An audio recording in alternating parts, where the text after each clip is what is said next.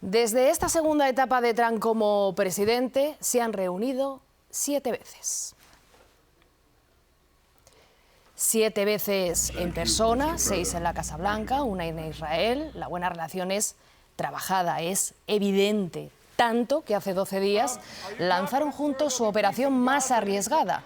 Netanyahu la perseguía desde siempre, a Trump se la trataban de quitar de la cabeza las semanas previas, pero lo hicieron y atacaron Irán. Pero 12 días después encontramos bastantes evidencias de que sus intereses pueden ir por lados distintos y los vamos a analizar ya con nuestra compañera de Internacional, Ana Bosch. Muy buenas tardes, Ana. Hola, buenas tardes. Y antes de entrar en esas divergencias, sí que hay algunos objetivos en los que han coincidido hasta ahora. ¿Cuáles son? Bueno, los objetivos son los que hemos visto, que es atacar Irán, bombardear Irán y acabar, oficialmente han dicho, con una amenaza inminente que había. Primero dijeron de armamento nuclear, de tener la bomba atómica, luego lo limitaron a los misiles balísticos y han recuperado un término que se usó mucho por los neocon en la invasión de Irak en 2003, que es lo del ataque preventivo. Entonces la versión oficial de ambos es: iban a atacar ellos, antes de que ataquen ellos, atacamos nosotros. Pero hemos visto cómo Donald Trump iba fluctuando, hablaba de cambio de régimen, luego decía que le daba igual si luego venía una democracia o no, hablaba, ya digo, del armamento nuclear, luego de los misiles balísticos. En el caso de Israel el objetivo está mucho más claro, porque, lo decías tú ahora en los titulares, en concreto el primer ministro lleva persiguiendo el objetivo de acabar con el régimen de los ayatolás en Irán desde hace décadas. Y en ese sentido, Israel lo que quiere es acabar con esa presencia de una potencia como es Irán, por la que se siente amenazada, considera que es una amenaza existencial y quiere acabar con esa posibilidad y con sus intermediarios, con Hezbollah en el Líbano y con Hamas en Gaza. Pero que los objetivos, los planes, los tiempos no parecen caminar del todo de la mano a día de hoy. No es solo una reflexión periodística, lo dice alguien muy poco sospechoso de no llevarse bien con las partes, el canciller alemán Merz. Viele dieser Ziele teilen wir, doch mit jedem Kriegstag stellen sich mehr Fragen. Vor allem besorgt uns, dass es offensichtlich keinen gemeinsamen Plan gibt, wie dieser Krieg schnell zu einem überzeugenden Ende gebracht werden kann. No hay un plan común. Escuchábamos, y Ana, es verdad que tenemos ya, nos van llegando algunas informaciones que apuntan a discrepancias en el campo de batalla.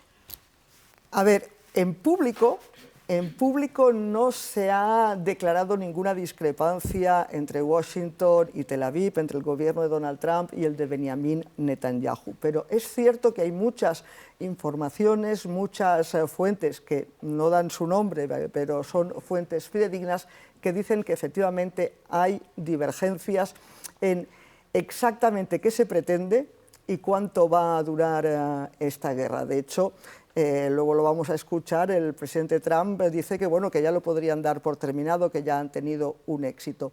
En cambio, Israel no. Israel transmite más y está más convencido de que hasta que no consideren que realmente han erradicado ellos que Irán es una amenaza, no van a parar, con lo cual no les importa una guerra más larga. Y luego también una información periodística de Axios citaba fuentes de la Casa Blanca diciendo que, por ejemplo, el bombardeo que vimos este fin de semana, esas humaredas negras sobre Teherán, ese bombardeamiento de distintos depósitos de combustible que llevó a cabo Israel, que Washington transmitió al gobierno de Netanyahu que les parecía excesivo porque podía tener esas imágenes que estamos viendo, ¿no? Y que se multiplicaron a lo largo de toda la ciudad, de todo Teherán, porque decía que esto puede tener un impacto muy negativo en la opinión pública de los iraníes contra los Estados Unidos. Hablando de objetivos, ¿Cuándo los darán por cumplidos Estados Unidos o Israel? Es una pregunta difícil porque no están siendo nada claros, pero se la vamos a hacer a nuestros corresponsales en estos dos países protagonistas. Enseguida nos vamos a ir a Estados Unidos con Ángela García Romero, pero vamos a empezar en Israel, en Haifa. Marc de la Creu, ¿cuándo considerará Netanyahu que ha ganado esta guerra? Pregunta difícil. Bueno, esa pregunta no es tan sencilla de responder. Lo que está claro es que Netanyahu y Donald Trump persiguen objetivos quizá distintos, pero que Netanyahu ahora ha visto la oportunidad en esta guerra de intentar cumplir por fin los tuyos. Creo que lo comentaba ahora mismo Ana, para el gobierno israelí esta es la gran oportunidad para acabar con el régimen de los ayatolás, pero eso no es tan sencillo. Por eso en estas últimas horas Netanyahu ya está llamando también a la población iraní para que se levanten. En todo caso, si no consigue derribar definitivamente al régimen, lo que quiere Israel es debilitar muchísimo a Irán, tanto que Irán deje de ser un rival para ellos en la región, no solo una amenaza, sino que no sea un rival que les pueda hacer sombra en la correlación de fuerzas. Aquí algunos expertos también recuerdan constantemente de que Netanyahu al fin y al cabo es un hombre pragmático, es decir, que puede parar cuando Estados Unidos le diga que pare o cuando él crea que puede sacar rédito electoral de esta guerra, porque su popularidad está subiendo otra vez mucho en Israel porque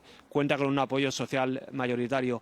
El riesgo está en que se deje llevar también por sus socios de gobiernos más radicales. Hay un concepto aquí que es el concepto del Eretz Israel, el Gran Israel. Es una política expansionista de esa parte de la sociedad, las más ultraconservadora, de ultraderecha, que creen de una forma casi bíblica que las fronteras de Israel tienen que ir mucho más allá de las actuales. Por ejemplo, por poner solo un ejemplo, ese Gran Israel ocuparía una de las partes del actual sur del Líbano. Muchas gracias, Mar. Vamos a confrontar esto con Estados Unidos. Ángela García Romero, ¿cuándo considerará Trump que ha ganado esta guerra? Pues me sumo a lo que decía Marc, que esa es una gran pregunta y de hecho Donald Trump desde el inicio de esta guerra ha dicho que continuaría atacando Irán hasta que no cumpla con todos sus objetivos, pero 12 días después Estados Unidos todavía sigue sin concretar cuáles son esos objetivos. Hoy en una entrevista con un medio digital muy influyente aquí en Estados Unidos, con Axios, que también estaba citando a Ana, Donald Trump ha dicho que la guerra podría terminar muy pronto porque dice literalmente que ya no queda prácticamente nada por atacar en Irán. Eso sí, dice que en cualquier caso la guerra terminará cuando él decida que termine y presume de que esta ofensiva está yendo mucho mejor y mucho más rápido de lo que ellos tenían previsto. Eso sí, por ejemplo, sobre el terreno, esa ofensiva continúa y el Pentágono dice que lo está haciendo con más fuerza que nunca y dentro de la administración no hay ninguna orden formal de cesar con esos bombardeos y Washington no ha explicado cuál sería esa salida. Así que por el momento Trump parece que dice que terminaría esta guerra muy pronto o cuando él lo decida, pero sigue sin explicar qué es lo que tendría que pasar para dar esta guerra por ganada. Gracias, Ángela. Vamos a quedarnos aquí, porque la última declaración de Trump dice algo tan poco concreto como cuando quiera la guerra terminará. Lo ha dicho a la 1 del mediodía. Y también que han destruido de todo. Es una declaración tan clarificante como esta otra. It's all gone. We could call it a tremendous success right now as we leave here. I could call it, or we could go further. So the rest is going to be a determination as to my attitude along with the people in the Trump administration. Bueno, por suerte, para clarificar las cosas, en Televisión Española contamos con Verifica RTV. Borja Díaz, Merry, muy buenas tardes. Creo que es normal que no tengamos claro las intenciones. ¿Cuántas veces, cuéntanos, ha cambiado Trump de versión?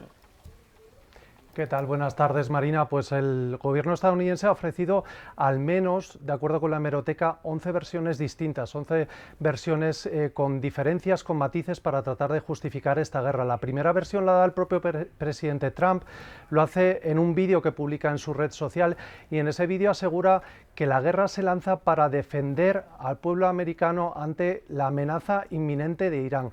Eso lo hace el 28 de febrero, que es cuando empieza el ataque militar coordinado de Estados Unidos a Israel. Ese mismo día Trump habla con el medio digital Axios, al que concede una entrevista, y ahí introduce un nuevo argumento, cambia de versión y dice que Irán estaba negociando y que se ha retirado de la mesa de negociaciones como justificación para lanzar esa guerra. Pero también el 28 de febrero habla por teléfono con el diario The Washington Post, y al Washington Post lo que le declara es que él lo que busca es la paz para el pueblo de Irán. Son 3 cambios de versión el mismo día, ese día que comienzan las operaciones.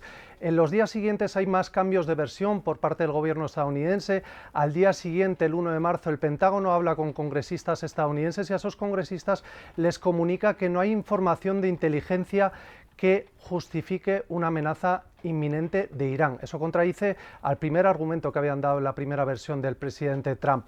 Tenemos más versiones. El 4 de marzo el secretario de Guerra comparece en una rueda de prensa y el secretario de Guerra entonces, entre otros argumentos, habla de justificar la guerra porque Irán intentó matar al presidente estadounidense. El último cambio de versión lo da el propio presidente Trump cuando habla de que la guerra busca la rendición incondicional del régimen. Como vemos, son más de 11 cambios de versión por parte del gobierno estadounidense a lo largo de los últimos días. Recordemos que llevamos 12 días de conflicto. Muchos cambios de versión también sobre lo que todo el mundo quiere. Necesita saber, Borja, cuánto va a durar. Sí, así es. También ha habido cambios de versión en cuanto a la duración del conflicto. El propio presidente Trump, el 1 de marzo, habla de que la guerra puede durar entre 4 o 5 semanas. Esa versión la contradice el propio Trump y en una declaración posterior asegura que la guerra durará lo que tenga que durar, y ahora la portavoz de la Casa Blanca, Karoline Leavitt, en una declaración que hizo este martes, habla de que la guerra durará hasta que el presidente de Estados Unidos considere que Irán está en esa situación de rendición incondicional. Como vemos, son diferentes cambios de versión para hablar de cuánto durará la guerra sin llegar a aclarar cuánto va a durar este conflicto. Gracias, Borja. Bueno, una de esas primeras versiones, sobre todo al inicio, se hablaba del tema de un cambio de régimen, ayudar a que hubiera un cambio de régimen en Irán. ¿Eso en qué ha quedado?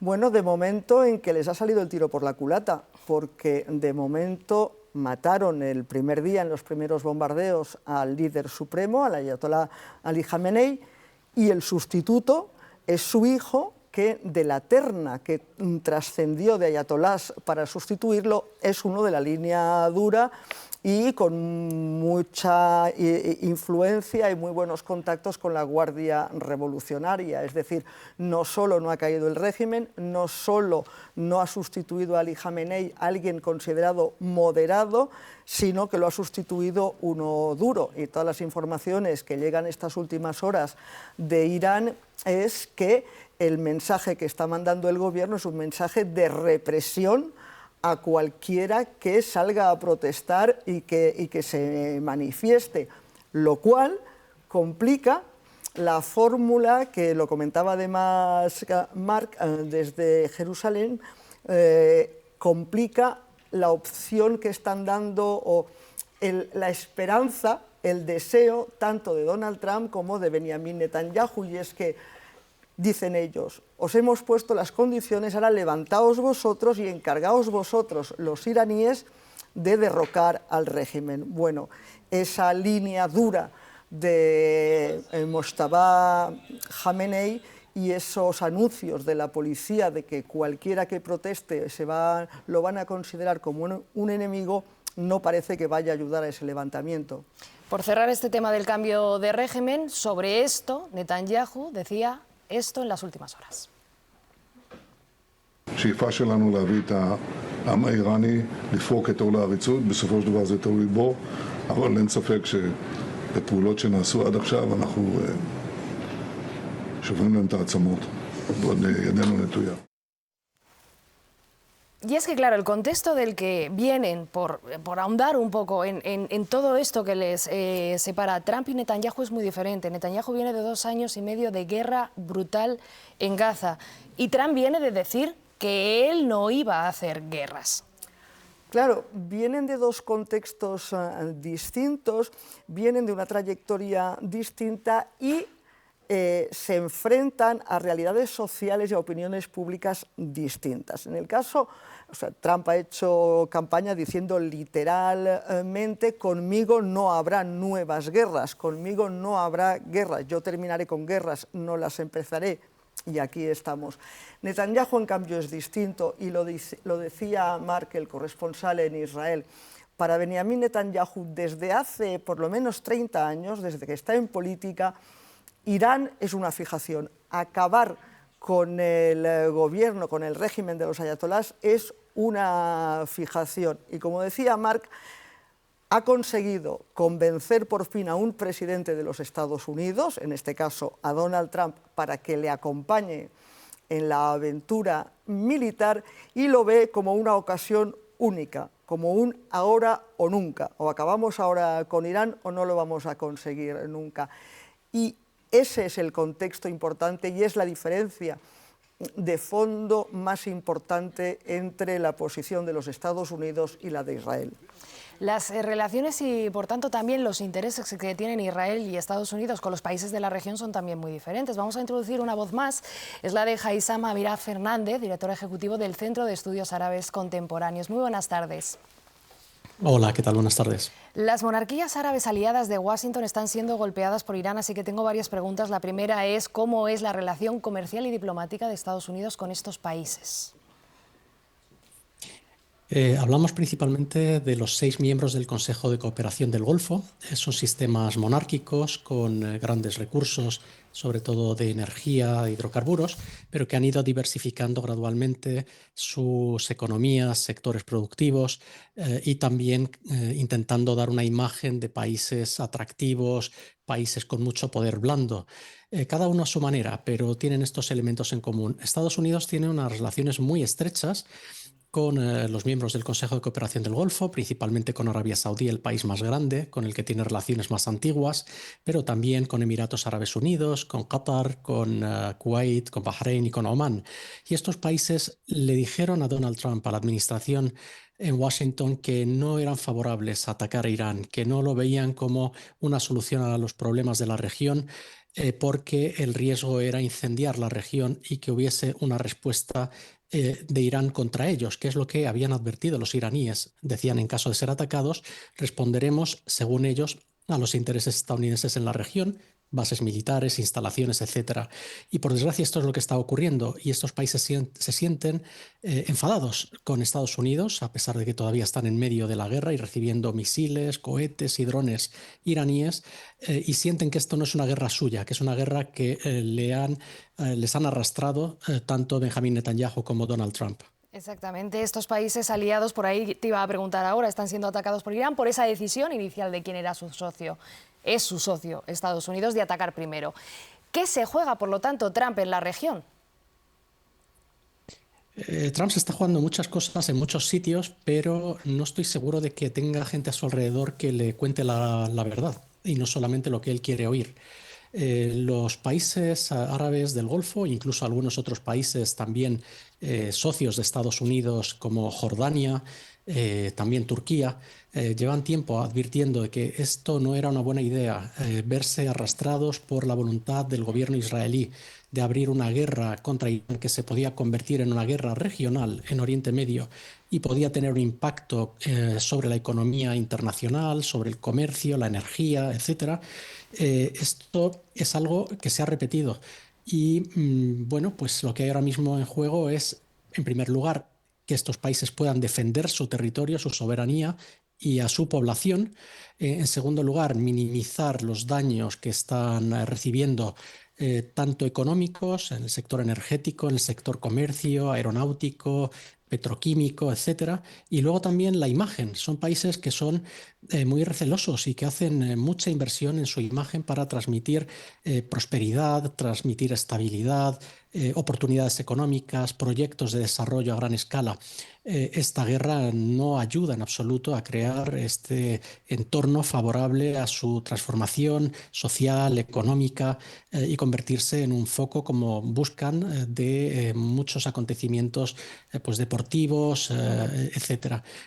Sí, la necesidad de proteger esa relación no es tan importante para Netanyahu. ¿Cómo difieren los intereses, por lo tanto, de Israel y Estados Unidos en estos vínculos? Sí, para Netanyahu, se comentaba antes, el objetivo ya no es solamente el colapso del régimen iraní, ya ni siquiera un cambio de régimen. El objetivo de Netanyahu es el colapso del Estado iraní, que el Estado colapse, que se convierta en un Estado fallido, que se maten entre ellos, para entendernos, y de esa forma presentarse ante la sociedad israelí como quien ha eliminado una amenaza para Israel. Esto no le interesa en absoluto a los países árabes del entorno, incluso más allá. No debería interesarle a la Unión Europea, ni mucho menos, porque un Irán en caos, con violencia, descomposición, con las fronteras porosas, es una fuente de inestabilidad para el entorno inmediato y para mucho más allá. Netanyahu ha aplicado esta fórmula en otros países, la apoyó y de hecho alentó a la invasión de Irak en 2003, hablando de cambio de régimen, cuando en realidad se buscaba el colapso del Estado, cosa que se consiguió, y las consecuencias las seguimos viendo más de 2 décadas después. El caso de Irán es mucho más complejo, incluso, y mucho más peligroso, y en una situación donde todavía tienen capacidad de hacer mucho daño, como habían advertido, en caso de ser atacados. La última, sí que te voy a pedir un poquito de brevedad, pero a estas monarquías, claro, es que tampoco les interesa que Israel consiga su objetivo y se consolide como actor hegemónico en la región, ¿no? Así es, ven que hay un gobierno israelí con elementos extremistas, que está desbocado, que es un país que está lanzando ataques, agresiones contra todo su entorno, que busca una hegemonía total para imponer su voluntad, y esa voluntad puede pasar incluso contra los intereses de los países árabes socios de Estados Unidos. La normalización de Israel, se hablaba de una normalización diplomática y de relaciones por los llamados Acuerdos de Abraham. Lo que Israel parece que busca es una normalización mediante la imposición, mediante la fuerza y mediante incluso la expansión territorial, con ese plan del que antes se hablaba del Gran Israel, que incluye ocupar territorios de varios países vecinos. Haitham Amirah Fernández, muchísimas gracias, siempre un lujo escucharte. Buenas tardes. Un placer, gracias. Bueno, lo cierto es que las sociedades que tienen detrás Trump y Netanyahu son también muy diferentes y por ende no opinan lo mismo sobre la necesidad de esta guerra. Laura Gómez, cuéntanos qué reflejan los datos.